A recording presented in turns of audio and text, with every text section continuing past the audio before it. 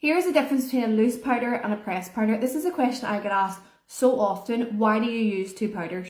So this is a loose powder. The one I love is called RCMA No Colour Powder. I'll link it somewhere below. So this has absolutely no colour to it and no pigment to it, and I like to tap it into a lid before I put it onto my face. So what you use this type of powder for is setting your face. So after you apply anything wet on your face, foundation, concealer, cream blush, cream bronzer, you use this over the top to basically just dry and set all of that. I like to use a big powder puff to do this. I just find that it applies it like in the most gentle way. And I really concentrate first of all over my more oily areas, which are my chin, around my mouth, my nose, sort of just lower forehead area and my T-zone. And then I like to just pack it underneath my eyes. So what this does is it keeps your foundation in place. It can mute down your blusher. So see the way that blusher is quite extreme.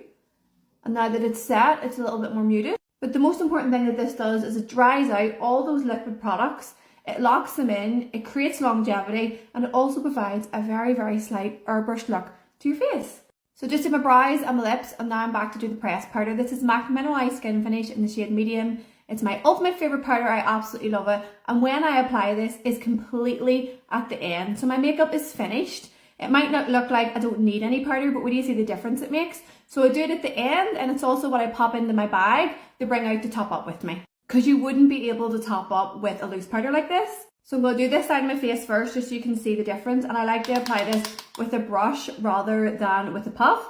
So what I like to do is I like to just get a little bit and then go underneath my eye, and you can see instantly that that just provides a little lift. The colour's slightly brighter than my foundation. I like to go on my chin area like this.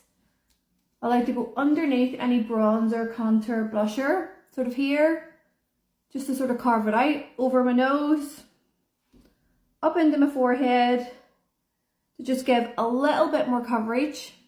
Can you see the difference? Now it's subtle, but there is definitely a difference. It's just a little bit more snatch, it's just a little bit more lifted.